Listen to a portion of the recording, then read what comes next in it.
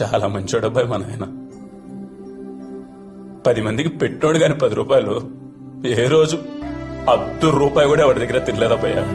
ఇప్పుడే ఇప్పుడే తెలిసినదే మనసే పొల మారింది.